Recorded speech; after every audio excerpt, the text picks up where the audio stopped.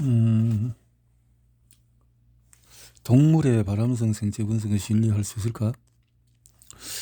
어떤 화학물질이 발암물질 또 암 유발이라는 이야기를 들으면 우리는 흔히 그 물질이 인간에게 적극적으로 위험하고 치명적인 질병을 일으키는 것으로 증명되었다는 의미로 받아들인다. 그러나 발암물질이라는 용어는 보통 그렇게 명백하게 정의된 위험을 뜻하지는 않는다. 흔히 발암물질이라는 표현은 레트나 마우스에게 생후 8주부터 죽는 날까지 엄청난 양의 화학물질을 먹었을 때 암을 발생시킬 수 있는 물질에 적용된다. 앞에서 우리는 레트와 마우스가 사람에 비교해서 분명하게 구분되는 진화적인, 대사적인, 유전적, 분자적인 생리회로를 가지고 있다는 사실을 살펴보았다. 결과적으로 레트와 마우스에서는 우리와는 다른 자발적인 암이 발생되고 화학물질에 대해서도 다르게 반응할 것으로 예상할 수 있다. 발암물질이라고 알려진 화학물질이 모두 사람에게 암을 일으킨다고 증명된 것은 아니다. 국제암연구소에 의해서 인체 발암물질로 확인된 의약품은 고작 20여 종뿐이다. 그런데도 정부는 제약회사들에게 제품을 시작해 놓을 수 있도록 승인하기 전에 모든 제품에 대해서 발암성에 대한 대규모 설치료 생체석을 수행하도록 요구하고 정부가 그 실험의 결과를 반드시 검토한다. 합성 화학물질도 마찬가지로 화학산업계와 정부 모두에 의해서 광범위한 실험을 거치지만 약 30종만이 인체의 발암물질로 분류되어 있다. 반면에 약 300종의 합성 화학물이 동물 생체 분석에서의 발견 때문에 더 낮은 등급의 발암성 분류에 포함되어 있다. 모든 동물 실험과 규제 활동에 의해서 발생률이 획기적으로 개선되었을까? 낮은 흡연율과 작업장에서의 일부 화학물질의 더 낮은 수준의 노출과 같이 다른 요인에 의해서 설명되는 몇 가지 예외를 제외하면 그 답은 부정적이다. 그렇다고 내가 일반적으로 동물 실험에 반대하는 것은 아니다. 동물의 적절한 활용은 독성화학의 발전에 반드시 필요하다. 먼저 화학물질이 사람에게 암을 일으킬 수 있는 가능성을 예측하기 위해서 실시하는 레트와 마우스를 이용한 생체 분석의 발전을 살펴보자. 40년 전 국립암연구소의 와이스버거 부부에 의해서 고안된 설치료 생체 분석의 기본적인 설계는 그동안 조금도 변하지 않았다. 전통적으로 레트나 마우스와 같은 설치료 실험 집단에서 평생 동안에 화학물질을 투여해서 대조금보다 더 많은 종양이 발생하거나 더 빠른 속도로 종양이 형성되는지를 살펴본다. 인체 수준의 용량에서 통계적인 차이가 나타날 정도로 충분히 많은 수의 동물 집단을 사용하는 것은 금지되어 있기 때문에 우리는 보통 성별이나 용량마다 50마리의 동물 집단의 최대 허용량이라고 부르는 매우 높은 용량의 화학물질을 투여한다. 설치료 발암성 생체 분석이 인체 암을 연구하는 방법으로 처음 채택된 이유는 거의 모든 인체 발암물질이 설치료에게도 암을 일으키는 것으로 확인되었기 때문이다. 그러나 대부분의 인체 발암물질은 유전자 독성이기 때문에 그런 결과는 인간과 설치류 모두에게 DNA 손상이라는 발암 메커니즘이 작용하는 경우에만 적용되었다. 데이비드 롤은 71년부터 90년간 국립보건소 소장 역할을 했고 78년에 국립독성소장을 맡기도 했다.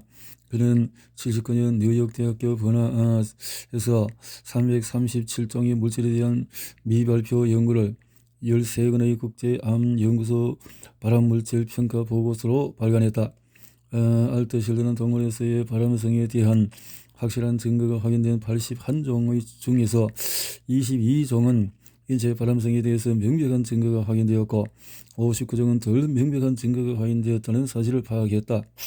이에 따라서 그는 자신이 수행한 검사의 민감도가 98%이고 특이성은 100%라고 확신했다. 그에 반해서 이 책을 쓰고 있는 현재에도 국제암연구소가 인체 발암물질로 공식 확인한 물질은 약 60여 종으로 여기에는 산업용, 의학, 또 천연물이 모두 포함된다. 그런 물질들은 대부분 설치료에도 암을 일으키는 것으로 확인되었고 대부분 유전자 독성이지만 면역 억제나 에스트로겐을 효과를 통해서 작용하는 경우도 있다.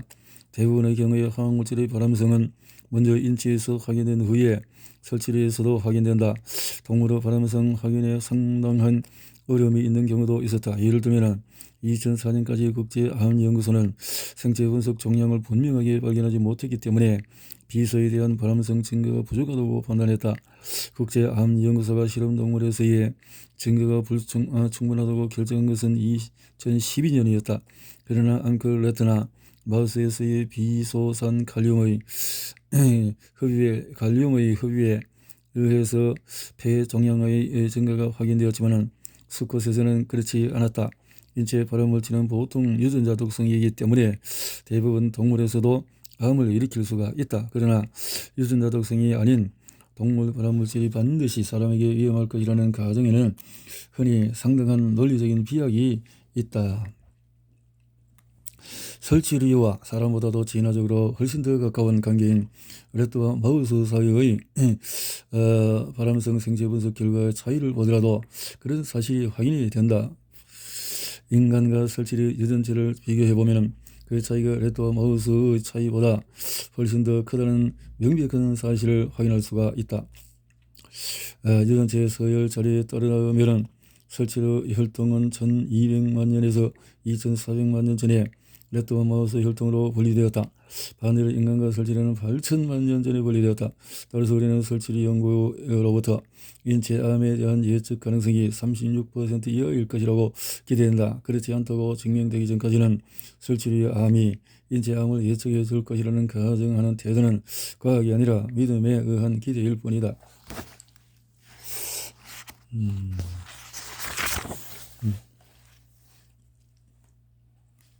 돌연변이 발생에 대한 선도적인 연구자 브루스 에임스와 그의 동료인 로이스 골드는 표준적인 고용량 설치류 생체 분석으로 시험한 350종의 산업용 합성물질의 거의 절반이 설치류 발암물질이라는 사실을 알아냈다. 그들은 또한 식물에서 채취한 77종의 천연물에 대한 실험에서도 절반이 설치류 발암성이라는 사실이 밝혀냈다. 그 중 상당수가 식품에 들어간다는 사실은 사람의 전형적인 식단이 보통 발암성이라는 뜻일까? 그렇지 않다. 오히려 채소나 과일 같은 식품은 건강을 증진하는 것으로 알려져 있다. 에임스와 골드는 생체 분석에서 양성 반응이 많이 나타나는 것은 실험에 사용한 독성물질의 용량이 지나치게 많기 때문일 것이라고 했다. 연구들 간에 재현성이 없다는 것도 생체 분석의 신뢰도에 대한 또 다른 문제이다. 위험평가사와 제약사들은 동물 생체 분석의 결과를 이용해서 사람의 건강을 걸고 도박을 한다. 이 도박에서는 동물 실험에서 나타나는 위양성의 명백한 부정적인 결과를 충분히 고려하지 않는다. 예를 들어서 만약에 심장질환 치료에 기대되는 약품이 래트에게 종양을 일으키는 것으로 확인이 되면 이 약품으로 환자가 편익을 얻을 수 있고 심지어 생명을 구할 수 있더라도 약품을 시장에 내놓지 못할 수가 있다. 초기의 거의로 치료로 널리 쓰였던 인도 사목에서 초출한 레스르핀의 경우에 그런 일이 일어날 뻔했다. 레스르핀은 암컷 마우스와 유방 종양과 수컷 마우스의 종양, 래트에게는 부신 종양의 발생을 증가시킨다. 다행히 1980년 국제암연구소는 국립독성관리체계의 동물 실험으로부터 발견된 증거가 매우 제한적이라는 결론을 내리며 이 약품을 승인했다. 과거 분류 방법과 단절한 또 하나의 사례가 있다. 국제암연구소는 1994년 래트에게서의 간 종양을 보여주는 3건의 연구로는 인체 발암물질이라는 것을 증명하지 못한다는 이유로 콜레스테롤 저하 약물인 클로피브레이트의 분류를 변경하기로 결정했다. 이 종양은 간세포에서 일부 지질을 산해시키는 세포 내 소기관인 프옥시좀과 증식과 관련이 있는 것으로 밝혀졌다.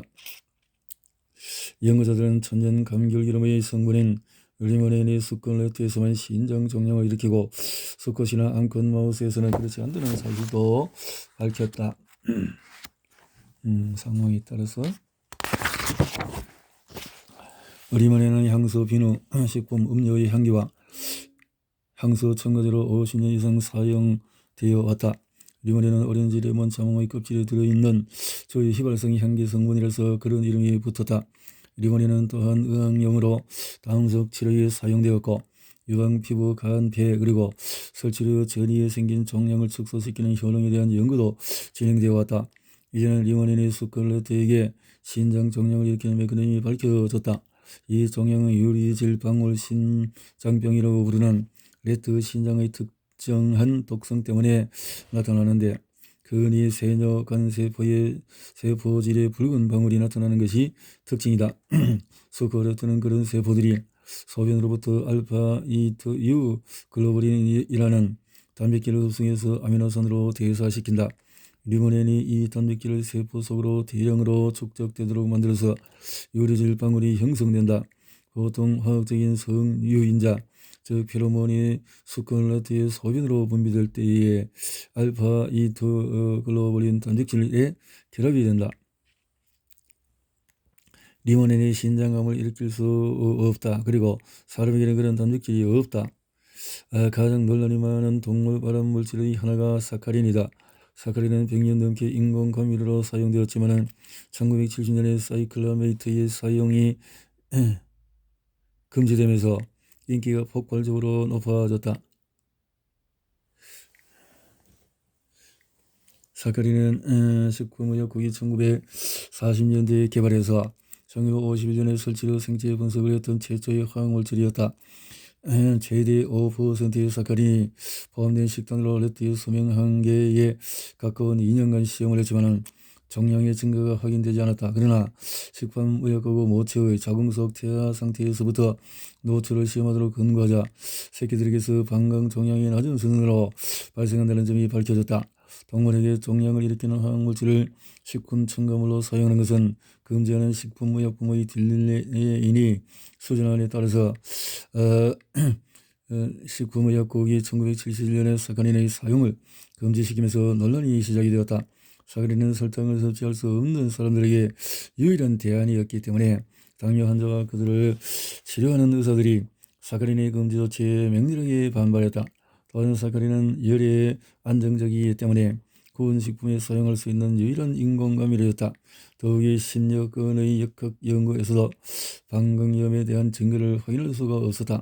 결국 의회는 새 규제를 5년간 보류시켰고 사카린을 딜레인이 수정안에서 면제하는 흔하지 않은 조치를 취했다. 이 면제 조치는 1997년에 딜레인이 수정안이 폐지될 때까지 5년마다 갱신되었다. 따라서 사카린은 실제로 시장에서 한 번도 금지되지 않았다. 그러나 사카린은 지금도 동물의 발암물질이고 인체에도 암 발생의 가능성이 있다고 알려져 있다. 네브래스카 대학교 의과대학의 세뮤얼 코어는 사카린이 레트의 방광에서 작은 돌과 같은 결정을 만들었고 그런 결정이 결국 종양을 일으키는 자극제가 된다는 사실을 입증했다. 레트에게 평생 동안 사카린의 소듐염을 초고용량으로 투여하면 소변의 화학적인 조성이 변화해서 결정이 만들어지지만 산성 형태의 사카린에서는 그런 일이 발생하지 않는다. 따라서 종양을 일으키는 것은 단순히 사카린이 아니라 많은 양의 소듐염이었다. 소듐, 아스코르옵산, 탄산수소, 소금을 비롯한 화학물질 역시 그런 종양을 일으키는 것으로 밝혀졌다. 결정에 의해서 발생하는 자극이 종양을 발생시키는 메커니즘이었다. 나고야 시립대학교 의과대학의 과학자들은 사카린이 노출된 마우스 햄스터 기니피그에서 방광에서의 세포 분열 증가가 일어나지 않는다는 사실을 확인했다. 따라서 그 효과는 레트에게만 특징적으로 나타나는 것으로 보인다. 결과적으로 국제암연구소와 국립환경보건연구소는 사카린에 의해서 발생하는 방광 종양이 인체암에는 적용되지 않는다는 결론을 내렸다. 사람과 실험동물 모두에게 상당한 수준의 간암을 일으키는 것으로 밝혀지는 유일한 화학물질은 적절하게 보관되지 못한 곡물이나 견과류에서 자라는 곰팡이가 배출하는 독소인 아플라톡신이다. 아플라톡신이 유발하는 간암은 다양한 종류의 곡물의 아플라톡신으로 오염될 가능성이 높은 일부 아시아와 아프리카 국가, 특히 중국에서 발견이 된다. 간암은 미국인에게서 14번째로 많이 발생하는 종양일 뿐이다. 미국에서 인체 간암의 주요 위험 요인은 B형과 C형 간염 바이러스와 만성적인 알코올 대량 섭취이다. 그러나 간 종양은 설치로 생체 분석에서 화학물질에 의해서 가장 많이 발생하는 암이다. 이 차이는 생체 분석에서 설치류에게 화학물질을 보통 경으로 투여하고 초고용량으로 투여해서 간의 만성 독성을 일으키기 때문이다. 페노바르비탈은 수십 년간 간질에 널리 사용되어 온 의약품으로 레트에게는 양성 간 종양을 일으키고 마우스에게는 악성 간 종양을 일으킨다. 페노바르비탈과 간 종양 사이의 관련성은 덴마크 암학회의 여루엔 울센의 연구에서 역학적으로 근거가 있는 것처럼 보였다. 그러나 미국 보건재단에서 우리는 그런 증거가 페노바르비탈이 아니라 간질의 병변을 위치를 파악하기 위해서 사용하는 방사성 뇌조영제인 토르트레스트 때문에 발생한다는 사실을 확인했다. 조영제에는 간암을 일으키는 것으로 알려진 방사성 토륨이 들어있다. 토륨에 노출된 소수의 환자들을 연구에서 제외시키면 간 종양의 증가가 배경 비율 이상으로 나타나지 않았다. 한동안 수술 마취제, 유기의 용매, 드라이 클리닝 오염 제거제로 사용되었던 클로로폼도 설치류에게 간암을 일으키는 화학물질이다. 클로로폼은 병원체로부터 식수를 보호하기 위한 염소 소독에서 매우 낮은 농도로 만들어진다. 위관 영양 공급으로 옥수수 기름과 함께 투여되는 고농도의 클로로폼은 독성 메커니즘을 통해서 간 종양을 발생시킨다. 그러나 저용량의 클로로폼의 경우에는 클로로폼이 유발하는 독성 과정이 세포에서 정상적으로 발견되는 항산화제인 글루타톤에 의해서 억제되기 때문에 어떤 피해도 일으키지 않는다는 실험적 증거가 확실하다. 고용량 연구를 분석한 결과 레트에게 매일 한 덩어리의 옥수수 기름으로 클로로폼을 투여했기 때문에 종양이 인위적으로 발생한 것이었다. 클로로폼을 식수를 통해서 지속적으로 투여하면 종양이 발생하지 않는다. 환경보호청은 세포 독성이나 세포 재생을 일으키지 않는 노출 조건에서는 클로로폼이 어떤 노출 경로에 의해서도 인체 발암성인 가능성이 없다는 입장이다. 따라서 감염성 물질을 차단하기 위해서 수돗물을 염소화하는 과정에서 발생하는 적은 양의 클로로폼은 식수에 허용될 수가 있다.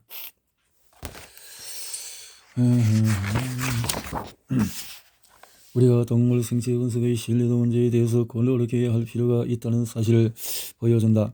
연구자는 수십 년간 화학물질에 의해서 설치류에 유발되는 암 형성 메커니즘을 연구해왔지만 국립독성관리청이나 식품의 약국처럼 가정화하는 사례를 경험한 기관에서조차 동물에서의 암이 사람에서와 같은 방법으로 생기는지를 확인하기 위한 체계적인 시스템은 존재하지 않는다. 다소 단편적이라도 그런 시스템이 있다면 사람에 대한 자료가 없거나 적절하지 않은 경우일지라도 설치류로부터 얻은 발암 메커니즘을 암이 인체에서 어떻게 발생할 수 있는지를 확인하는 데 사용할 수 있을 것이다. 그러나 이는 까다로운 노력이다. 이러한 접근은 근본적으로 국제암연구소의 실무위원회가 과거의 발암 메커니즘 자료를 근거로 일부 동물의 암이 사람에게 적용되지 않는다는 것을 증명하려고 했던 시도의 거울상이다. 최근에 국제생명과학연구소와 같은 기관은 동물 생체 분석 자료가 사람에게 적절한지를 결정하는 지침을 준비하고 있다. 자, 이렇게 해서 결과가 입증되지 않았기 때문에 생체 분석 방법론을 변경했던 경우는 거의 없었다. 어떤 동물 자료가 인체의 발암성에 적절하다는 양성에 일정한 음성을 증명하는 것보다 훨씬 더 어려울 수 있지만 위험이 매우 높기 때문에 시도해 보아야만 한다. 지금 우리는 많은 양의 두 가지 정보를 가지고 있다. 하나는 인체 암의 형성에 대한 정보이고 다른 하나는 화학물질이 설치류에게 어떻게 암을 일으키는지를 알려주는 정보이다. 이러한 정보들을 모으는 데에는 많은 비용과 노력이 투자되었지만 어떤 정보가 다른 것보다 더 적절한지를 결정하기 위한 연구의 양은 상대적으로 매우 적었다.